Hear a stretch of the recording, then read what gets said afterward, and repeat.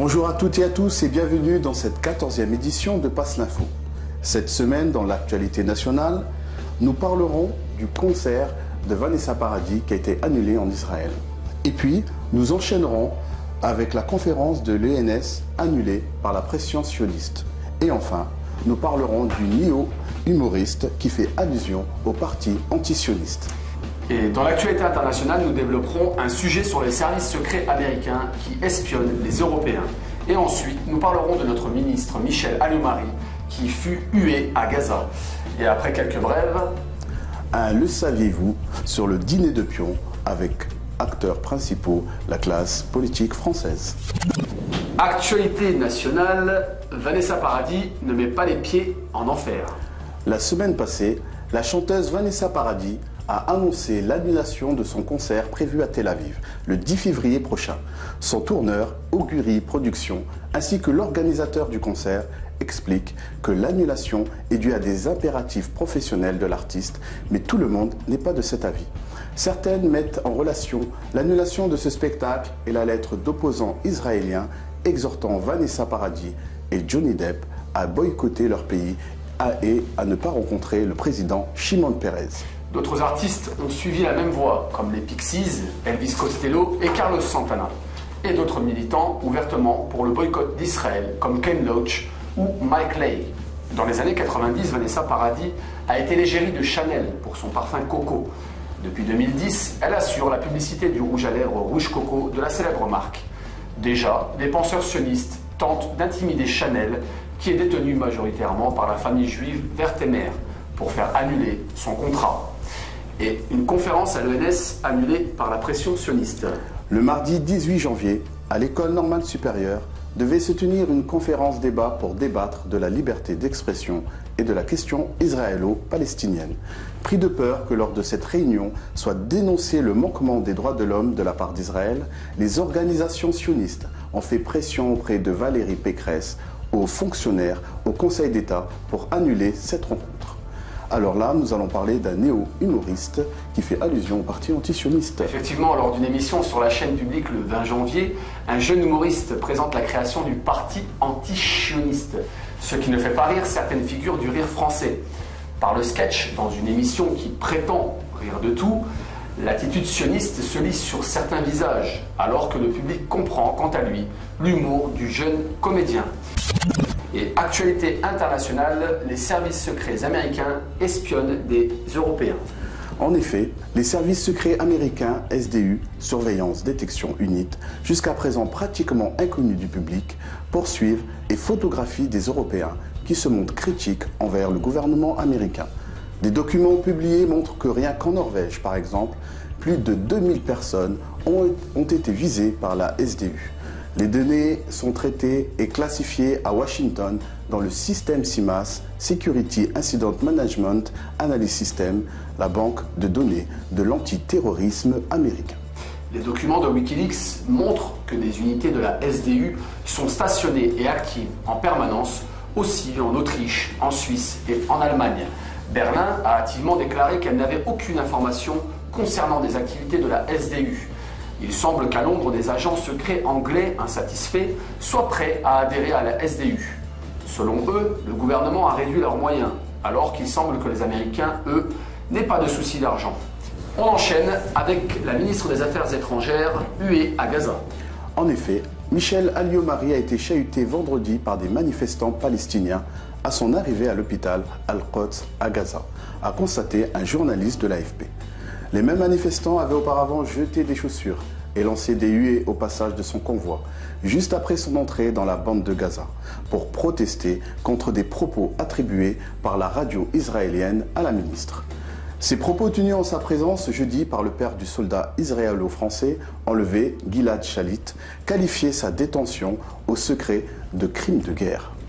Arrivés par bus devant l'hôpital, les manifestants ont poursuivi la ministre jusqu'à l'entrée de l'établissement, où ils ont été maintenus à l'extérieur par le service d'ordre. Madame Alliot-Marie s'est quand même rattrapée en qualifiant le blocus de Gaza de non conforme aux valeurs de liberté et de dignité. Quelques brèves, les morts de l'OTAN en Afghanistan. Le journal Le Monde a publié un diagramme montrant la croissance au nombre de pertes des forces de l'OTAN en Afghanistan de 2001 à 2010. Selon le diagramme, en 2001, l'OTAN a réduit son effectif à 12 pertes sur le sol afghan, alors qu'en 2010, l'OTAN dénombre 701 pertes, dont 493 victimes du camp américain. La France a elle aussi subi beaucoup de pertes, qui s'élèvent aujourd'hui à 53 morts. Des pertes américaines, mais cette fois-ci de leur habitation, avec un record des saisies immobilières aux États-Unis. Effectivement, l'agence Reality Track indique avoir recensé 2,9 millions de procédures de saisie immobilière en 2010, dont plus d'1 million de logements saisis, soit 14% de plus qu'en 2009. Le parc immobilier des banques ne fait qu'augmenter, laissant des milliers de SDF dans la rue. Et maintenant, cap sur le Moyen-Orient. Après l'Égypte et la Jordanie, les Palestiniens manifestent à leur tour dans la rue. Le dimanche 16 janvier 2011, ils étaient des milliers à dénoncer le régime de Mahmoud Abbas. Les manifestants demandent des élections générales à la fin du mois de mai 2011. Restons en terre occupée avec Ken Loach. Le cinéaste anglais Ken Loach, connu pour ses positions antisionistes, était en visite dans les territoires occupés palestiniens pour la présentation de son film « Le vent se lève ». Il appelle à soutenir le boycott commercial d'Israël et rappelle l'expérience de l'Irlande. Et sans transition, non, ce n'est pas une blague. Surprenant, sur eBay, un internaute vend aux enchères un tapis volant. Les enchères ont commencé à 20 € pour atteindre la surenchère de 10 millions d'euros. Cependant, si la vente aux enchères s'arrête jeudi, ce n'est pas certain que la somme de 10 millions d'euros soit envoyée. Le saviez-vous ? Le dîner de pion. Depuis 1985, le CRIF organise chaque année un dîner où sont conviés les leaders politiques de notre pays. De nombreuses personnalités politiques et intellectuelles s'attablent à ce dîner communautaire pour y recevoir les directives de son président.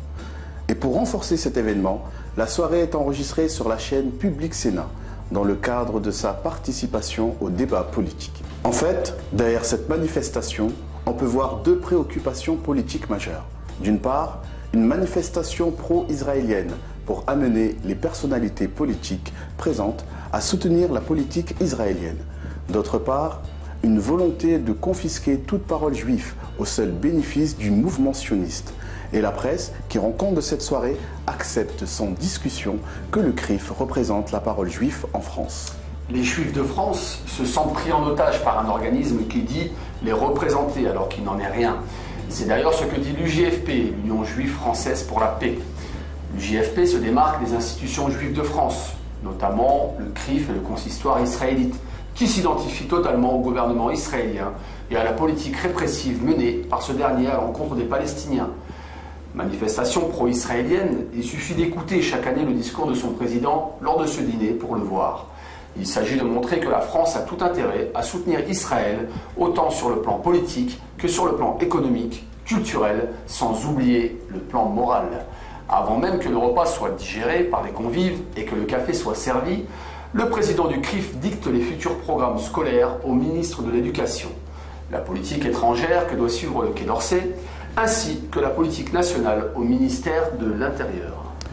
Chaque sympathisant et ami du CRIF tente de gagner la palme en y invitant le meilleur des pions. Ainsi, BHL invite ses amis socialistes, Raoult et Kozgan, leurs amis de droite, etc.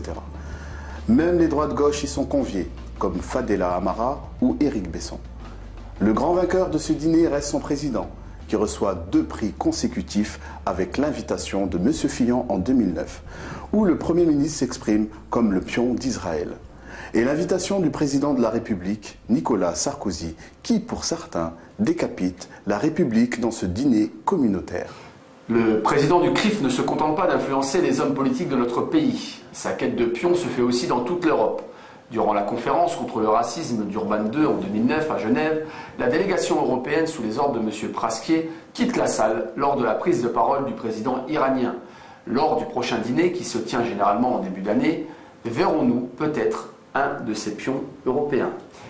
Merci de nous avoir suivis pour cette émission de Passe l'Info et je vais remercier cette semaine notre grande équipe de la rédaction qui nous permet chaque semaine de relayer des informations vraies. Merci, à la semaine prochaine et surtout n'oubliez pas, passez l'info.